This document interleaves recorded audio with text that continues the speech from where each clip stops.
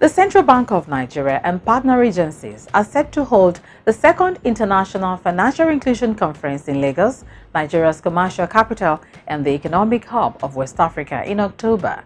The conference, which is the flagship financial inclusion event in the country, provides a platform for global thought leaders, regulators, and other stakeholders to engage and collaborate on contemporary strategies for accelerating financial inclusion on the African continent and the world. Focal point for the maiden edition of the conference held last year November in Abuja was Financial Inclusion for All, Scaling Innovative Digital Models. This year, the theme is Financial Inclusion for All, Global Insight for Local Impact. We have more on the Financial Inclusion Conference in today's package, plus the Q&A session that followed the first business panel discussion at the 16th CIBN Annual Banking and Finance Conference, which took place in Abuja a fortnight ago. All after the top stories from the CBN this week. Stay tuned.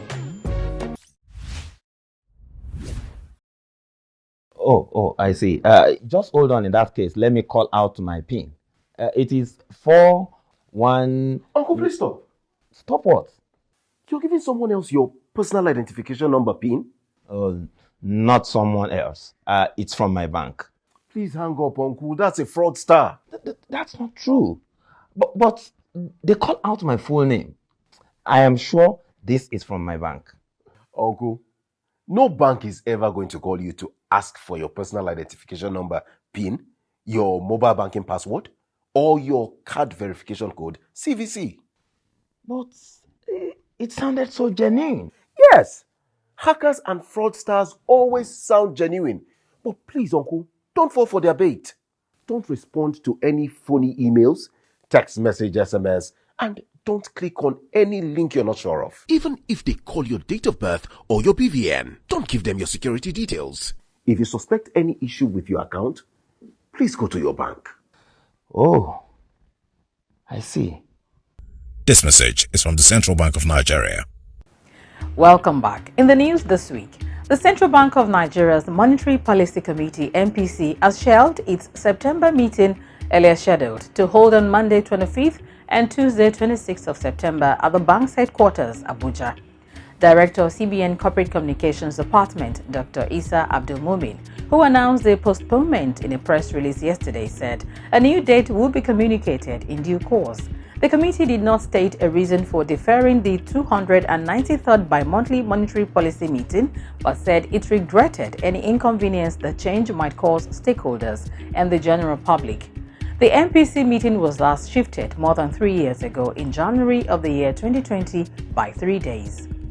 Meanwhile, the Central Bank of Nigeria has unveiled a new online platform for submission of microfinance bank MFB license application called the CBN Licensing Approval and Other Request Portal, CBN LOP.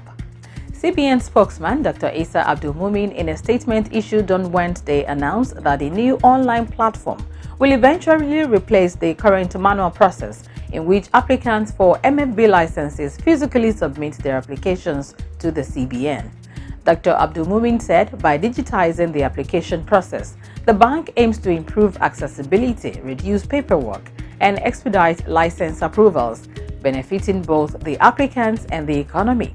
Consequently, with effect from September the 25th, microfinance bank applicants are required to submit hard copy application and also make online application as part of a parallel run.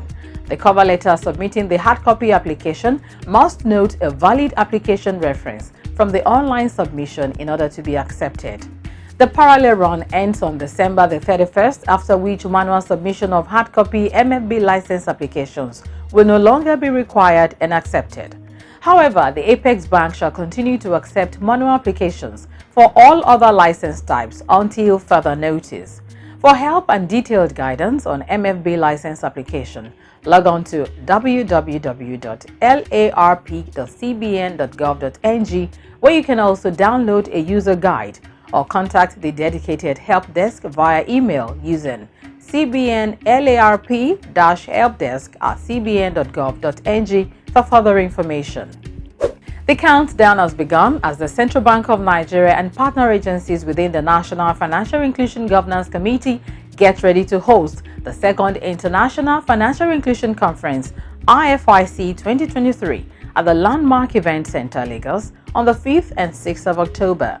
A press release from the CBN Corporate Communications Department on Thursday, signed by the director, Dr. Isa Abdulmumin, listed keynote speakers at this year's edition to include Governor of the National Bank of Cambodia, Dr. Chia Sere, Executive Director, Alliance for Financial Inclusion, Dr. Alfred Hanig, and former Governor of the State Bank of Pakistan, Dr. Reza Bakir, under the theme Financial Inclusion for All, Global Insights for Local Impact. Some of the key topics to be explored are fintech-driven last-mile solutions, leveraging big data and artificial intelligence, inclusive product innovation, non-interest finance, leveraging payment system to scale financial inclusion in excluded segments, women, rural, youth, and MSMEs, consumer protection, fraud and data privacy, and lots more. Other highlights include innovation labs, financial inclusion awards, and other side events with opportunities to showcase Nigeria as an investment destination to support economic development within Nigeria and the sub-region. To register for the conference and for more information, visit www.ificng.com. This year's annual conference of the Financial Correspondents Association of Nigeria, FICAN, held in Lagos over the weekend, where stakeholders in the financial and communication sectors stressed the need for stronger and continuous collaboration as a prerequisite for efficient payment system in the country.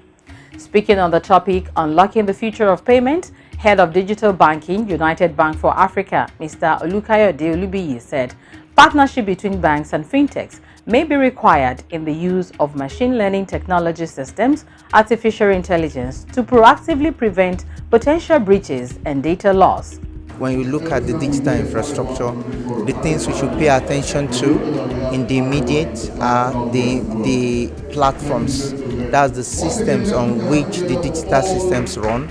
I think those ones are very, very important. That's the platforms that drives the digital, the different applications. So that platform is critical. The applications themselves, they are also very critical.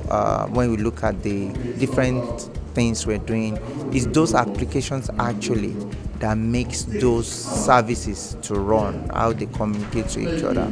Another thing that comes to mind is the network.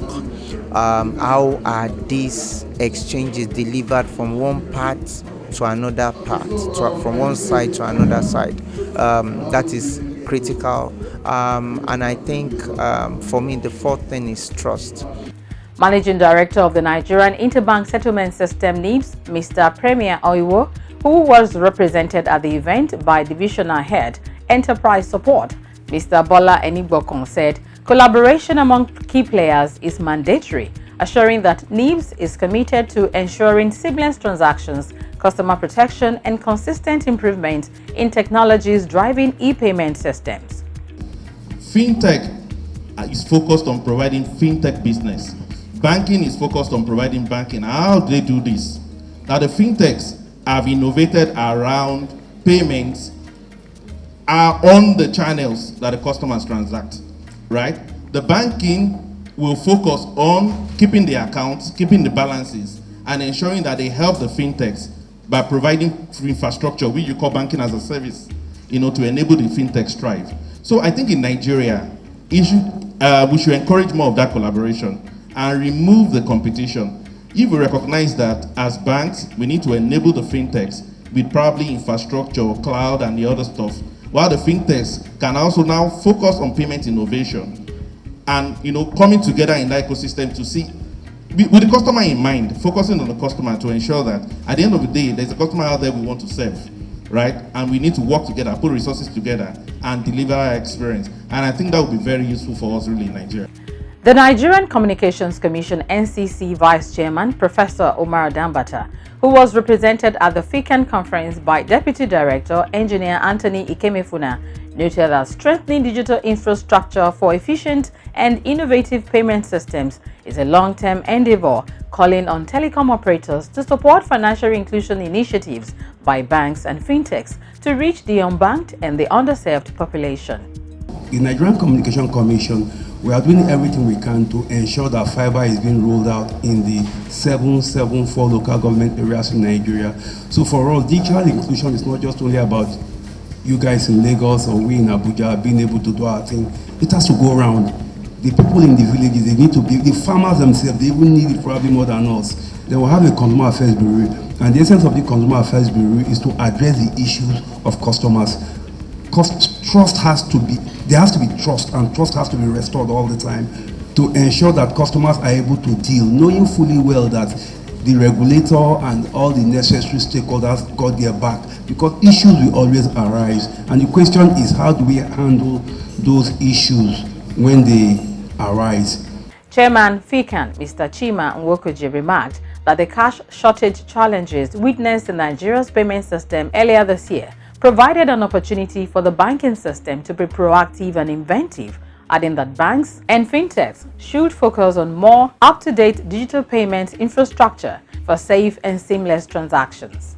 We want to bring up this conversation with the banks and other stakeholders, the telecommunication companies, the fintechs, and all the stakeholders in that space to see how we can make our own contribution, bring up the conversation, and propel those who are supposed to enforce regulations, strengthen the infrastructure so that we can have seamless transactions, we can have our money safe, and we can also contribute to economic growth.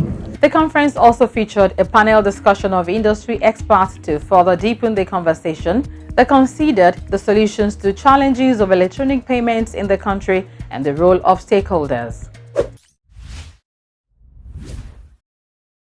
The maiden edition of the International Financial Inclusion Conference 2022, hosted by the Central Bank of Nigeria in collaboration with the National Financial Inclusion Steering Committee, was an unforgettable experience. It featured renowned and global speakers and the collaborative will to ensure that we achieve financial inclusion for all. So there's a lot of new norms that we have seen coming out of COVID. To achieve financial inclusion, ample attention should be accorded financial literacy. Every Nigerian can improve their lives through access to quality financial services. Today, I have been very educated. Be at the forefront of financial innovation, surrounded by industry leaders and visionaries who are shaping the world of finance. Don't miss your chance to be part of the future. Register now for the second edition of the International Financial Inclusion Conference 2023 at www.ificng.com. See you there. Thank you for staying tuned. This is from the CBN, a weekly program that brings to you reports and expert analysis of the actions, policies, events, and economic initiatives of the Central Bank of Nigeria, CBN. Members of panel during the first business session of the recent 16th Annual Banking and Finance Conference of the Chartered Institute of Bankers of Nigeria, CIBN, interrogated what needs to change in monetary policy and actions so far taken to deepen financial inclusion in Nigeria. The discussion was followed by a robust Q&A session. We'll bring you the excerpt. So my question would be to Mrs. Kuye, how does SANEF work with the microfinance banks to improve the image of that industry or that sector of the financial industry? Professor David West mentioned that one of the reasons why people are not financially included is they don't trust the system. And I believe that part of the lack of trust comes from the image that the microfinance banks have. My name is Tolulope Okwainka. My name is Hassan Mahmoud. I will plead that I don't mention where I work. I want to take issues, yes, go ahead. I want to raise issues around the points Razia raised. Around monetary policy should be more of tightening to drive financial inclusion. And I see that as a dilemma. Tightening of monetary policy, one, is through the tools. You mentioned that central banks use its tools, getting out of unconventional, unorthodox monetary policy tools. The tools there are the monetary policy rate, the OMO bills that we issue to mop up liquidity. Those factors or those instruments the bank has been using as policy tools to tighten.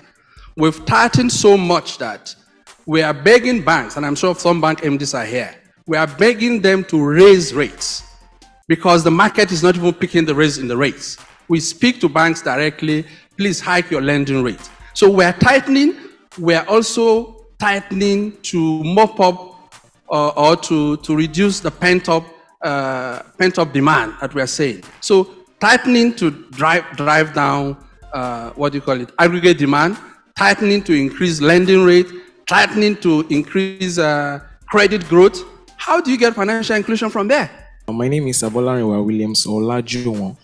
When we are talking about investment and we are talking about talent, we have so many talent in universities. We have students from engineering departments, in polytechnic, in even technical schools, right?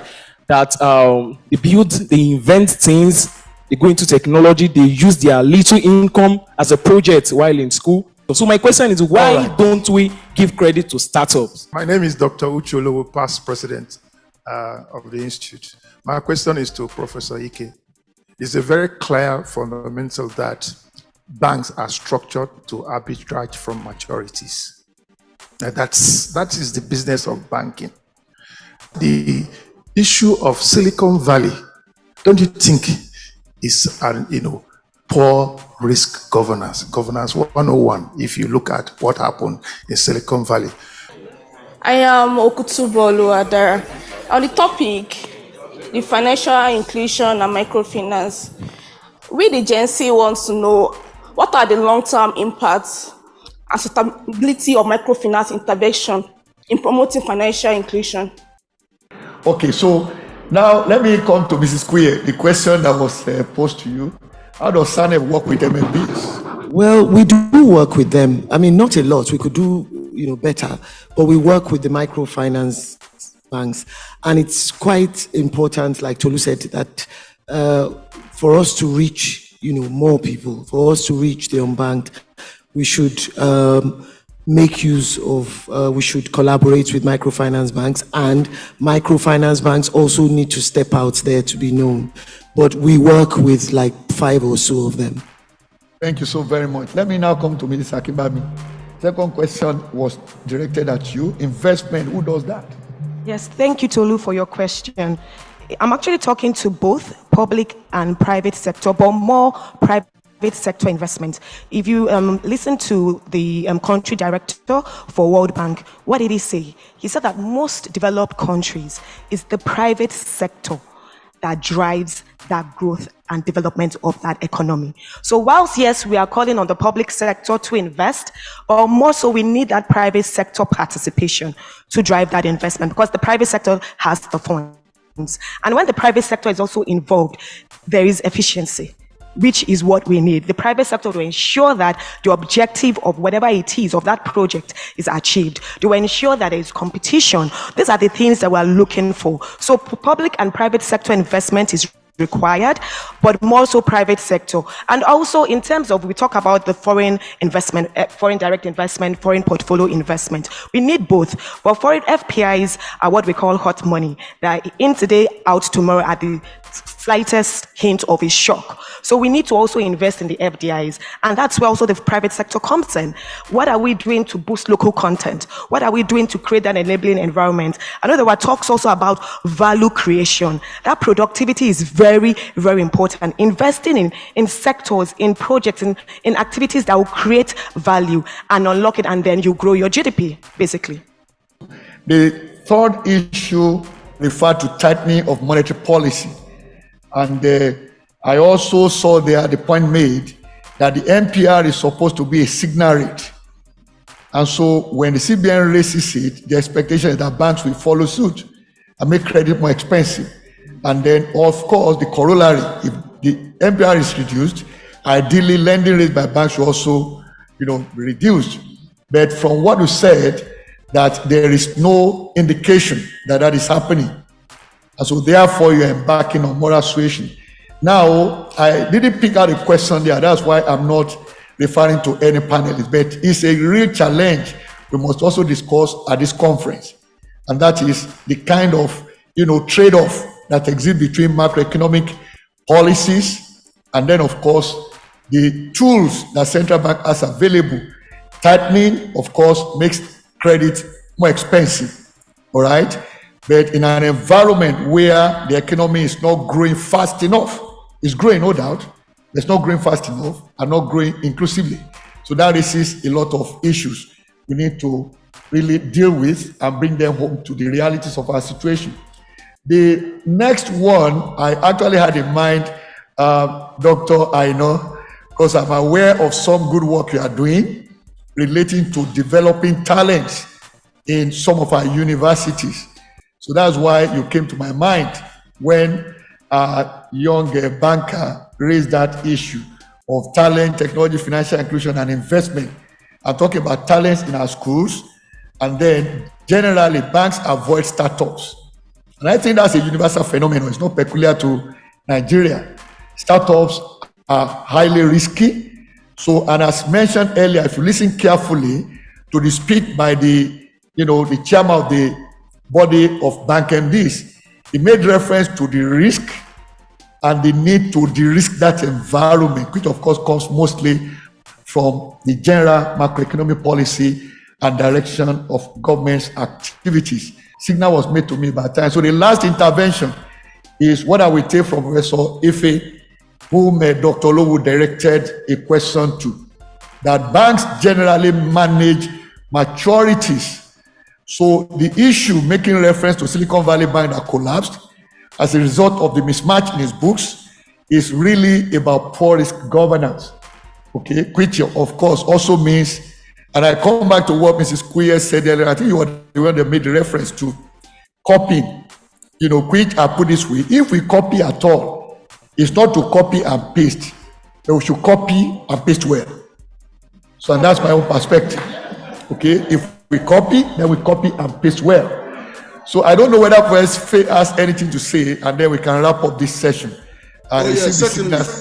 Yes, okay, Prof. Certainly, I have something to say on this. Yeah, it's generally is about poor risk governance. There's absolutely no doubt about that. But bear in mind that you also need to worry about the sectors. In 2008, there was the American mortgage prime crisis, and that came down and hit us. Just started from America, although Nigeria has a very poor, very low rate of disbursement on mortgage, but there is quite high. Then secondly, we had the 2014 crisis, which again arose from the overexposure of the banks to the likes of oil and gas sector. So you saw their books filled with loans to that. So all of those experiences was why the CBN had to tighten. When you have high liquidity ratios at 30%, you have credit cash reserve ratio at 32%, 0.5%, you have low NPL rate, that's non-profit loss at 5%, and capital adequacy ratio at 15%. But CBN came back through the back door and said to banks, look, I will let you have some of this 5 billion or trillion of your liquidity that you are not using, the cash reserve ratio. Come and use it as differentiated cash reserve ratio and lend. But then directed it to priority sectors and for medium-term lending and with moratorium. So the bank was actually being very creative. So while maintaining that regulatory stance, is also softened the thing, gave them a soft landing. How many banks actually took that opportunity?